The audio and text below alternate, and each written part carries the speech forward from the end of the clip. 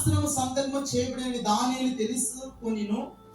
అతడు తన ఇంటికి వెళ్ళి యథార్థ ప్రకారముగా అనుదినము మారు మోకాలు తన ఇంటిపై గది కిటికీలు యెరూషలేము తట్టుకు తెరవబడిను గాని తన దేవునికి ప్రార్థన ఆయన స్తుతిస్తూ ఉండెను. Praise the Lord. ఇంటి శాసనము తెలిసిన తర్వాత కూడా దానియేలు తన ప్రార్థనని విడిచిపెట్టాడా? దేవునికి స్తోత్రం చెప్పాలా. హల్లెలూయా. తన ప్రార్థన జీవితాన్ని వదిలిపెట్టాడా? తన భక్తిని వదిలిపెట్టాడా?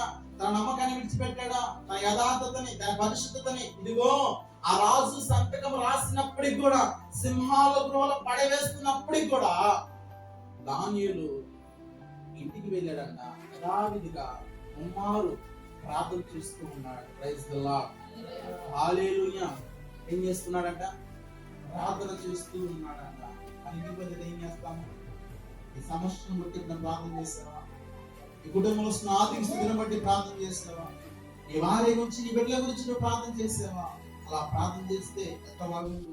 రహస్యం నువ్వు దేవుడు లేనప్పుడు నీ గదిలోకి వెళ్ళి రహస్యమును దేవునికి ప్రార్థన చేస్తే ఆయన ప్రార్థన ఆలకించి మన జీవితాలను మార్చలేడా? ఇదిగో దానియేలు అంటే శాస్త్రం తెలుసుకున్న తర్వాత కూడా ఇంటికి వెళ్ళి యథావిధిగా ప్రార్థన చేశాడే. అంటే మనుషులకు భయపడ్డాడా? లోకానికి భయపడ్డాడా? సింహాలకు భయపడ్డాడా? దేనికి కూడా భయపడాల. భయపడే వ్యక్తి కాదు. ఎందుకంటే ఎవరిని సేవిస్తున్నాడు? దానియేలు ఎవరితో సావాసం చేస్తున్నాడంటే జీవం కలిగినటువంటి దేవుడితో దానియేలు సావాసం కలిగి ఉన్నాడు. కాబట్టి తెగింపు, తెగువ, ఆయన రాజ్యం కాకపోయినా, తన ఇల్లు కాకపోయినా ఒక బందీగా వచ్చి ఆ నగరంలో, శత్రువులో, ఆ రాజ్యములో ఉన్నప్పుడు కూడా తన భక్తిని విడిచిపెట్టాల, తన ప్రార్థన జీవితాన్ని విడిచిపెట్టాల, తన పరిశుద్ధతని విడిచిపెట్టకుండా ఏదేమైతే అదైంది. ఇదిగో నేను నమ్మినటువంటి దేవుడు సజీవుడని ఇంటికి వెళ్ళాడంట. నేరుగా యథావిధిగా తలుపులు తీసే ప్రార్థన చేస్తారంట. తెలుస్తుందంట. ఇప్పుడు ఆ నగరం అంతా సాటింపు చేశారు. ఒకటే అందరూ వినండి. ఇదిగో 30 రోజుల్లో నీకు తప్ప ఏ దేవతకని ఎవరికైనా మొక్కడానికి వీలేదని సంతకం చేస్తున్న తర్వాత ఇది ఇంటికి వెళ్ళిన తర్వాత తెలుస్తుంది కదా. ఆ మనుషులు వచ్చారట. మళ్ళీ ఏ మనుషులు మా మాట చదువుతుందండి? చదువమ్మా 11 చదువు. 6:11.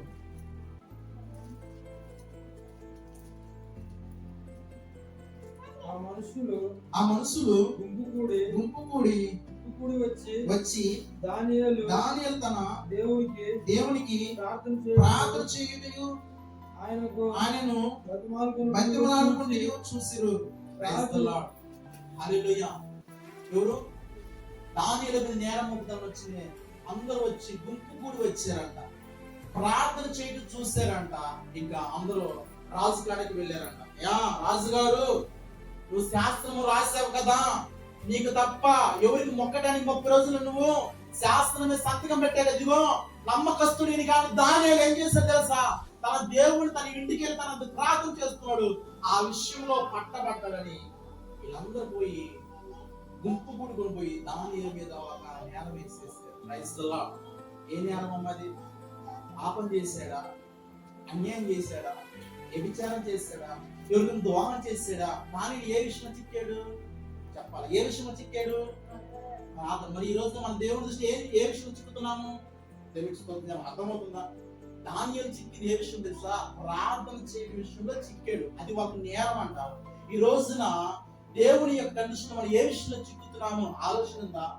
ఆ గ్రహింపు ఉందా?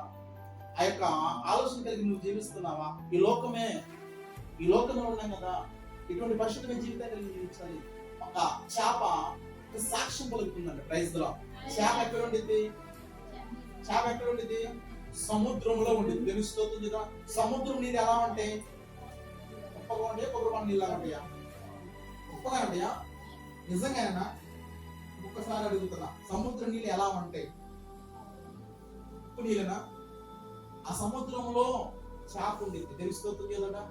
హల్లెలూయా. ఇప్పుడు ఆలోచించండి, సముద్రం అంతా ఉప్పు నీరే, కానీ చేప ఆ ఉప్పు నీరు అంటకుండా మనకు ఆహారం తెలుస్తుంది కదా. అంటే ఆ సముద్రం మాలిని అంటకుండా మనకు ఆ చేప ఏం చేస్తుంది? ఆహారం ఇస్తుంది. ఆహారం తింటున్నాం కదా, చేప తెలుస్తుంది కదా. ఈ లోకంలో ఉన్నటువంటి నీవు కూడా ఈ లోకంలో ఉన్న మాలిన్యాన్ని నువ్వు అంటకుండా దేవునికి పరిశుద్ధమైన జీవితం కలిగి నువ్వు జీవించాలి. కానీ ఈరోజు చేప సాక్షి చెప్తుంది ఏమని తెలుసా? నేను ఉప్పు సముద్రం అనే లోకంలో ఉండి ఆ సముద్రంలో ఉండి ఆ ఉప్పు అంటకుండా మీకు నేను ఆహారాన్ని ఇస్తున్నాను కదా, అదే విధంగా మీరు కూడా ఈ లోకంలో ఉన్నటువంటి ఎవరొస్తున్నారా దేవుని అనుకున్న బిడ్డలారా, మీరు కూడా దేవునికి పవిత్రమైన జీవితాన్ని కలిగి జీవించలేరా అని చేప సాక్షి దానియేలు అంట ప్రార్థన చేతుల విషయంలో చిక్కాడు. ఈ రోజున ఏ విషయంలో దేవుని చిక్కుతున్నాము తెలుస్తోంది. జక్కయ్య ఎవరో చూద్దామని వెళ్ళాడంట. తెలుస్తుంది కదా, వెళ్ళటం అక్కడే పట్టబడ్డాడు. మళ్ళీ పాపం చేశాడా? ఒక్క మాట అంది, అయ్యా నేను ఎవరికైనా అన్యాయంగా తీసుకున్నాను ఎంత ఇస్తానన్నాడు? 4 వంతులు ఏమి చెల్లిస్తాను. తెలుస్తుంది కదా, దేవుడు లేడు దాకా తీసుకొచ్చాడు. జక్కయ్య పాపిష్టివాడు, అన్యాయస్తుడు, గర్విష్ఠుడు, అన్ని విషయాల్లో కూడా అసలు దేవుడు అంటే తెలియనటువంటి వ్యక్తి ఏదో యేసయ్య వస్తున్నాడు అందరూ చెప్పుకుంటున్నాడని ఆ చచ్చిపోయిన వాళ్ళని అందరూ బాగు చేస్తున్నాడు. ఈ జక్కయ్యకి బుద్ధి కలిగి ఎవరో చూద్దామని వెళ్ళి ఇంకొక విషయం, ఆయన పుట్టుపాడైన మేలు చెట్టు ఎక్కి ఒక సాహసం చేశాడు. దేవుడు అక్కడ ప్రజలను వదిలిపెట్టి జక్కయ్య చెట్టు కాడికి వచ్చి నేడు నీ ఇంటికి రక్షణ వచ్చింది దిగు అనగానే అప్పటినే ఇంటిలోకి చేర్చుకున్నాను. ఒక బిరుదు వచ్చిందని నీవు కూడా అబ్రహాము కుమారుడివే అని దాకా నడిపించాడే. మనము కూడా యేసయ్య ఎవరో తెలుసుకుందామని వచ్చాం. యేసయ్య మన జీవితాలు మారుస్తాడు, మన బ్రతుకులు మారుస్తాడు, మన కుటుంబాన్ని మారుస్తాడు. మన కుటుంబాన్ని కట్టగలిగినటువంటి లోకంలో ఎవరైనా ఉన్నట్టే అది దేవునికే సాధ్యమని అందరూ కూడా యేసయ్య తెలుసుకుందానే వచ్చాము. కట్టబడ్డాము. జక్క ఎప్పుడు లోకం చూడాల, మరి మనమే లోకం చూస్తున్నాం. దానియేలు తన జీవితంలో మనం తొంగి చూసాము. ప్రార్థన విషయంలో చిక్కాడంట. ఆ ప్రార్థన విషయం చిక్కితే సింహంలో పడేస్తారా? ఈ రోజు జైలు ఎందుకుంటే నేరస్తులు చేసిన వాళ్ళకుండి వాడు వ్యభిచారం చేసాడనో లేదా మర్డర్ చేసాడనో పిల్లల్ని కిడ్నాప్ చేసాడనో రకరకాలుగా ఏదో ఒక ఆ ప్రభుత్వం విరోధంగా చేస్తేనే ఈ రోజు జైలు శిక్ష వాళ్ళు అనుభవిస్తున్నాడు. కానీ దానియేలు ప్రార్థన విషయంలో చిక్కాడంట. అందరూ గూడి వచ్చి ఆమె ఏం చేస్తున్నారని అందరూ గమనిస్తూ ఉన్నారు. ఈ రోజున నిన్నైనా నన్నైనా లోకంలో ప్రతి ఒక్కరు కూడా మనల్ని గమనిస్తూ ఉంటారు, ఆలోచన చేస్తూ ఉంటారు. మన నడక, మన ప్రవర్తన, మన విధి, మన చూపు, ఏమో ప్రార్థనకి వెళ్ళింది కదా, ఏం మారింది, ఏ మారుమనిసిపోయిందని ప్రతి ఒక్కరు కూడా మనం ఆలోచన చేస్తూనే ఉంటారు. కానీ మనం ఏ విషయంలో కూడా చిక్కకూడదు. కానీ దానియేలు చిక్కింది ఎక్కడండి? ప్రార్థన జీవితంలో చిక్కాడంట. ప్రార్థన చేయడం మంచిదే కదా, తెలుసుకోవాలి కదా, ప్రార్థన చేయడం మంచిదే కదా. దానియేలు పాపం చేయలేదు కదా, అన్యాయం చేయలేదు కదా, ఎవరు పట్టలేదు కదా, ఎవరు తిట్టలేదు కదా, అక్కడ ఏ అన్యాయంగా దొంగ లెక్కలు కూడా ఏ విషయం కూడా రాయలేదు కదా. ఈ రోజు నా మంచికి విలువ లేదు, తెలుసుకోతుంది కదా. మంచికి విలువ ఉందా? తెలుసుకోతుందా? సుగంధ తైలము కంటే మంచి పేరు మేలు. ఆ మంచి పేరు పొందుకోవడం చాలా ఇష్టం. తెలుసుకోతుంది కదా.